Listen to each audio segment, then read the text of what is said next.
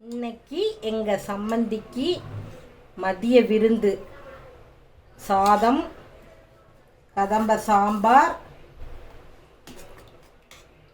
இந்த சாம்பாரில் எல்லா காயும் போட்டாச்சு.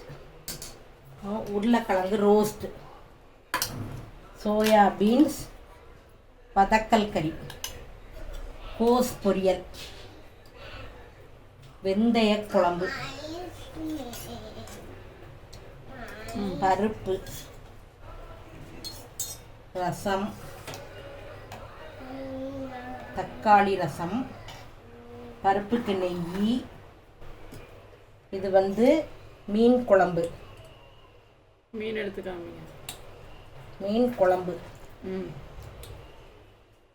மீன் பொரிச்சது.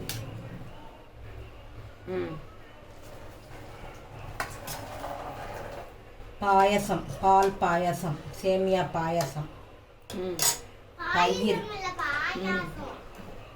அப்பளம், அப்பளப்பூ,